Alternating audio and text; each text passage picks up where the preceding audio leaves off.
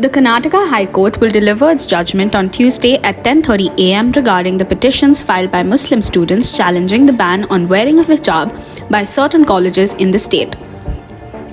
The three-member judge, headed by Karnataka Chief Justice Rituraj Avasthi, Justice Krishna S. Dikshit, and Justice J. M. Khazi, had reserved the orders after 11 days of hearings and arguments concluded on 26th of February. The bench constituted on 9th February had heard on a day-to-day basis petitions filed by some girls seeking permission to wear the hijab inside the classroom.